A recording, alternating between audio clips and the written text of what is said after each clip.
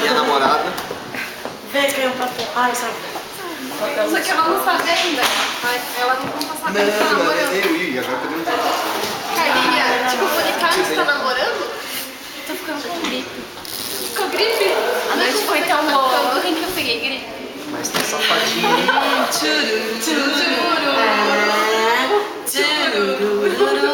tá safadinha essa cara. Fala assim pra ela. Conta com o tapa aí que você foi. Gente, achei da Messia aí, ó. Tá rolando sentimento. Tá rolando sentimento. Eu ainda falo volta, Quem que tá mostrando de perto? Não, vou pegar um café.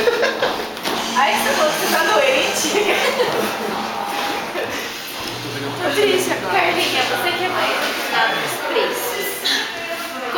Firma a máquina do café, sabe aquilo que a gente falou? Essa é a máquina do café que não funciona. Café Agora bom. você passa pra mim.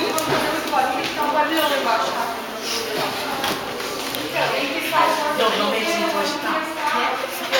Hoje tá barulho. Sabe que você... Alguém... Hoje tá Eu liguei pra mulher que a própria mulher da igreja indicou, que é a coordenadora lá do coral.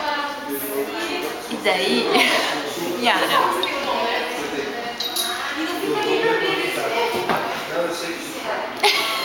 alguém que fez isso?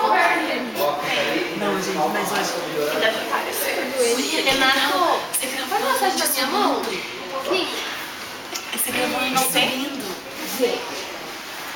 Então, daí Guria, você gravou antes eu sou coordenadora do coral. Daí... Tá, mas quando você tava na igreja, eu ficou lá com você. Nossa, vê quem que escreveu, quem que nos e-mails, sabe? Tem creme? Alguém tem creme? De algum... Eu tenho minha bolsa, aluno do posso pegar? Roberto, que toca violino.